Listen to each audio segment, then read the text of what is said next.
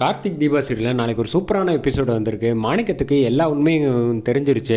அதுக்கு முன்னாடி video பிடிச்சிருக்குண்ணா like பண்ணிட்டு பார்த்து சப்போர்ட் பண்ணுங்கள் ஃப்ரெண்ட்ஸ்.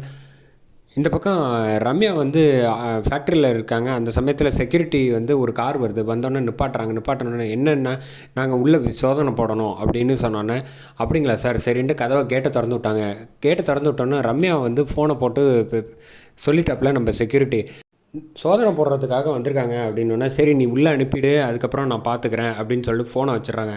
ரம்யா வந்து அங்கே வந்து வாசலில் வெல்கம் பண்ணுறதுக்கு வந்து நிற்கிறாங்க. அப்போ வந்து மேடம் இந்த மாதிரி வந்து உங்கள்கிட்ட கணக்கில் வராத வந்து பணம் இருக்குது, அதை வந்து சோதனை போடணும் அப்படின்னு சொன்னோன்னே, என்ன சார் இப்படி சொல்கிறீங்க, நான் வந்து எல்லாமே என்கிட்ட வந்து ப்ராப்பராக இருக்கும் சார், நீங்கள் வந்து இத்தனை வருஷம் நான் வந்து கரெக்டாக இருக்கு இல்லையா, யாரோ ராங் இன்ஃபர்மேஷன் கொடுத்துருக்காங்க அப்படின்னு சொல்லி சமாளிக்க பார்க்குறாங்க.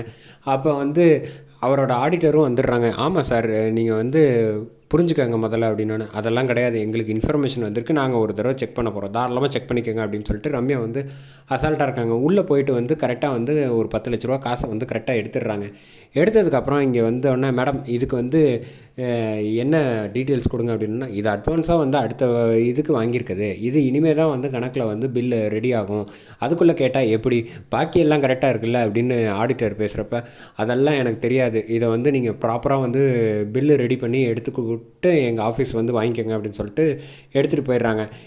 மொத்த பேரையும் ரம்யா வந்து கூப்பிட்றாங்க. கூப்பிட்டு எல்லா ஸ்டாஃபையும் கண்ணாப்புனான்னு திட்டுறாங்க. என்ன நினச்சிக்கிட்டு இருக்கீங்க, இங்கே வந்து இப்போ வந்து காலையில் கொடுத்த காசு வந்து எப்படி அவங்களுக்கு வந்து இன்ஃபர்மேஷன் போச்சு, யாரோ வேணுன்ட்டு தான் சொல்லியிருக்கீங்க, மரியாதையை உண்மையை சொல்லுங்கள் அப்படின்னு சொல்ல ஆரம்பித்தோன்னே, மேடம் நாங்கள்லாம் யாரும் எதுவும் பண்ணலை அப்படின்னு சொல்லிகிட்டு இருக்கப்ப, கார்த்திகை வந்து நின்றுட்டு இருக்கப்ப கரெக்டாக வந்து கார்த்திகை ஒருத்தர் வந்து மாட்டி விட்டுறாங்க.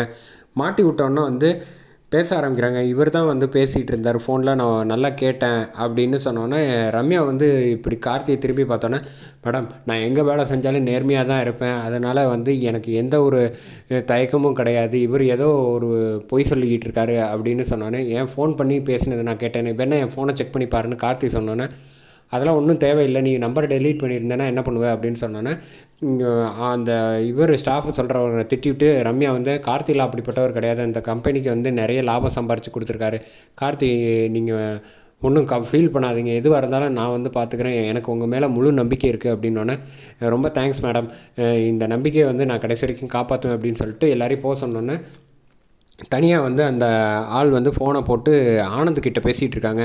கார்த்தி பின்னாடியே ஃபாலோ பண்ணி கண்டுபிடிச்சிட்டாப்புல, இந்த மாதிரி தேவையில்லாத விஷயம் எல்லாம் பண்ணிகிட்டு இருக்கேல்ல அப்படின்னு கேட்டோன்னா, இல்லை நான் மேடத்துக்கிட்ட சொல்லிட்டான்னு கார்த்தி சொன்னோன்னே, இல்லை சார் ஏதோ தெரியாமல் சொல்லிட்டேன், விஷயம் தெரிஞ்சுன்னா என்னை வேலையை விட்டு தூக்கிடுவாங்க, தயவு செஞ்சு மன்னிச்சிருங்க அப்படின்னு கார்த்திக்கிட்ட கெஞ்சினோன்னே, ஏன் இப்படி பண்ணிகிட்ருக்கீங்க அப்படின்னு சொல்லிட்டு ஃபோனில் ஆனந்த நம்பரையும் பார்த்துட்டு கரெக்டாக விட்டுறாங்க. கரெக்டாக கார்த்தி ஃபோனை போட்டு வந்து கண்ணாப்புனான்னு ஆனந்தை வந்து திட்ட ஆரம்பிச்சிடுறாங்க. என்ன நினச்சிக்கிட்டு இருக்க, என்னை வேலையை விட்டு தூக்குறதுல உனக்கு ஏன் இப்படிப்பட்ட எண்ணெல்லாம் வருது அப்படின்னு சொன்னோன்னே, நான் எதுவும் செய்யலை, இங்கே பாரு நான் அன்றைக்கி செஞ்சது வேணால் செய்யலாம், இன்றைக்கி நான் எதுவும் செய்யலை, செய்யணுன்னா வந்து டைரெக்டாக மோது அப்படின்னு கார்த்திக் திட்டிட்டு ஆனந்த்கிட்ட வச்சிடுறாங்க ஃபோனை. இந்த பக்கம் இது எல்லாமே ரம்யாவோட திட்டம், ஆனந்த் எதுவுமே செய்யலை, கடைசியில் எல்லாமே வர வச்சதும் ரம்யா தான், இவரை வந்து கார்த்தி போட்டு விட்டு கார்த்தியோட மனசில் இடம் பிடிக்கிற மாதிரி நம்பிக்கையை கார்த்தி வாயிலேயே சொல்ல வச்சதும் ரம்யாவோட திட்டம். அதுக்கு அவர் காசு கொடுத்துட்றாங்க நம்ம ரம்யா, இது யாருக்கும் தெரியாத லெவலுக்கு பார்த்துக்க அப்படின்னு சொல்லிட்டு கரெக்டாக வந்து மேனேஜரை கூப்பிட்டு வந்து கார்த்தியை ரூமுக்கு வர சொல்கிறாங்க. வந்தோன்னே வந்து கார்த்தி வந்து பேச ஆரம்பிக்கிறாங்க. கார்த்தி இங்கே பாருங்கள், நாளைக்கு வந்து நம்ம பெங்களூர் போய் ஆகணும், அதனால் வந்து 3 நாள் தங்குற மாதிரி இருக்கும், டிக்கெட்ஸ் எல்லாம் ரெடி பண்ணியாச்சு, நீங்கள் கிளம்பி வந்துடுங்க அப்படின்னோன்னா, இங்கே பாரு இப்போ தான் வந்தான், அதுக்குள்ளே மேடத்து கூட வந்து ஃப்ளைட்டில் போக போகிறான், கார்த்திக்கு யோகம், நமக்கு தான் எதுவும் கொடுப்பன இல்லை அப்படின்னு சொல்லிட்டு அவர் புலம்பிட்டு அந்த பக்கமாக போகிறாரு.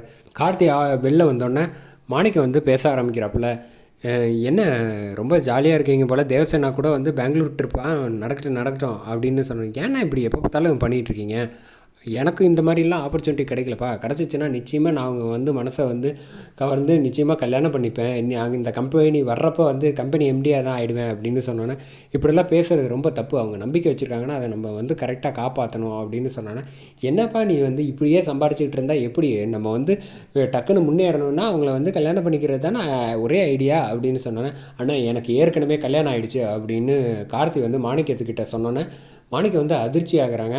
என்னப்பா இப்படி சொல்கிற, எனக்கு சொல்லவே இல்லை அப்படின்னோன்னே, ஆமாண்ணா எனக்கு ஏற்கனவே கல்யாணம் ஆகிடுச்சு, நான் அவங்கள வந்து உயிருக்கு உயிராக வந்து தீபாங்கிறவங்கள தான் இன்னமும் லவ் பண்ணிக்கிட்டு இருக்கேன், கடைசி வரைக்கும் லவ் பண்ணுவேன், அவங்கள கூட சந்தோஷமாக வாழணும் அப்படின்னோன்னே, சரிப்பா நீ ரொம்ப சந்தோஷமாக இருக்க, உன் ஒய்ஃப் மேலே வந்து நீ நல்ல பாசமாக இருக்கேங்கிறத நான் புரிஞ்சுக்கிட்டேன் அப்படிங்கிறாங்க. அதோட வந்து மாணிக்கத்திட்ட எபிசோடை சூப்பராக முடிக்கிறாங்க.